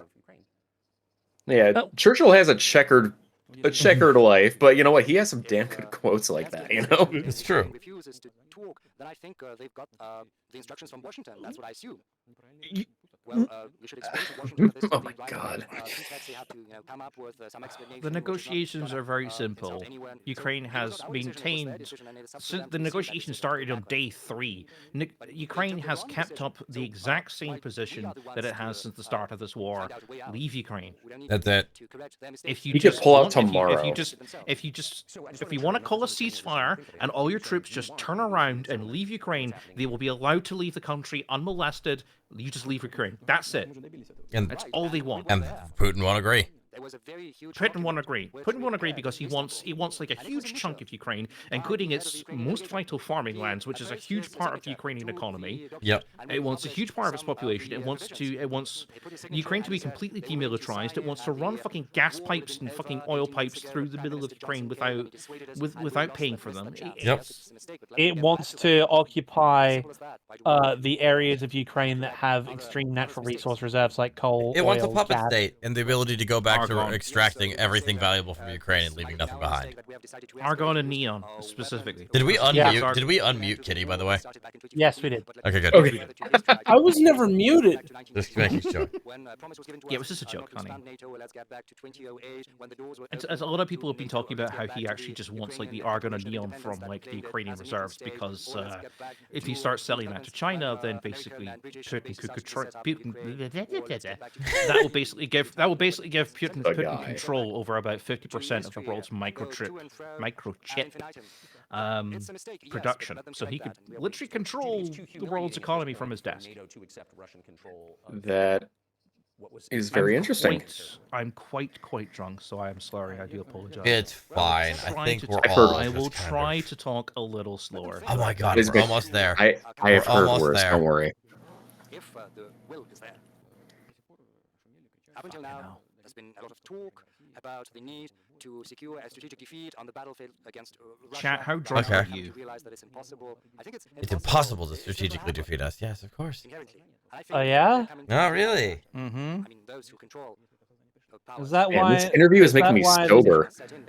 Is that why the People's Republic of Afghanistan still exists? Oh, wait a minute. Yes. Is that why the Democratic Republic, or excuse me, the Republic of Afghanistan, set up by the United States, exists? Oh, wait a minute. It's almost as though if the population doesn't want you there, sooner or later, unless you're willing to double, triple, and quadruple down, occupations fail, buddy. Russians should know this too, because they tried to hold it for 10 years back in the 70s and 80s. Yeah. Yeah. Putin would have 7 been years to in conquer. office, or Putin was a KGB agent then. He should know. He was a backbencher from Yeah, but he was in like- like Eastern Germany. He was like a liaison with Stasi. Yeah, but he was there. Like, he was. Dresden. I'm not saying he was like directly involved in Afghanistan, but I'm just saying he was around when all this shit was happening. He should know better. Relations between the two peoples will be rebuilt. It'll take a lot of time. Oh my god, I they if will it was heal. Rambo.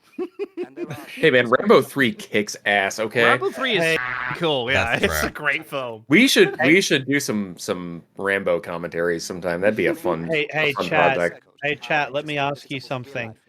If you want to know how the Ukrainians view Putin's nonsense, if you want a real world example and you can't get to Ukraine or ask them for whatever reason, I highly recommend asking the Vietnamese. They're on 3 empires and they're looking for a 4th. Yeah. They're ready to go. Someone just asked if Putin actually built like Gru from Despicable Me. Oh man, you know, if you like cartoonified Putin a little bit, he could look just like Gru. Kinda. Minions! Tonight we steal Mariupol! Oh my god. Oh. God. We're gonna build some shit. Can we end here? Is there anything else? No, I think that's great. Thank you. Look, Oh. just the grimace on. God damn it, man. They over. cut to black. They finally. didn't show a handshake or anything. They just cut it. No, that's it. We did it, boys. It's And what did we learn? It's over. It's Nothing. so over. Nothing. We learned. There you go, nothing. chat. We've learned nothing.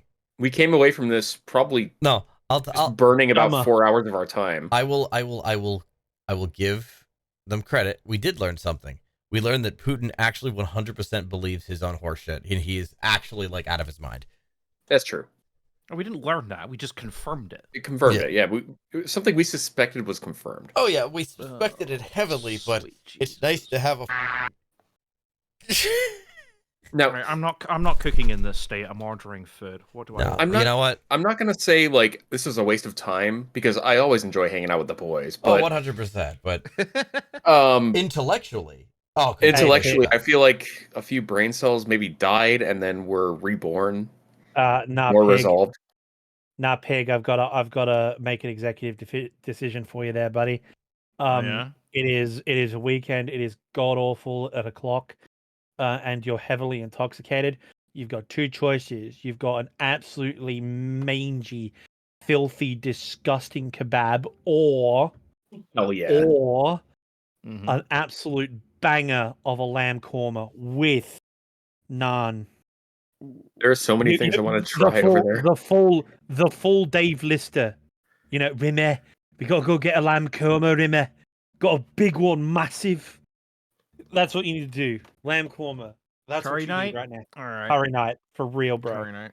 Oh For my real. god, I haven't eaten yet today, so I mean I've been snacking on some sunflower seeds, but it's 10:45. I'm gonna have to. Like little slip. Like I might go. Go ahead. Oh yeah. Well, no, they're shelled, so I can just shove them in my fat American mouth.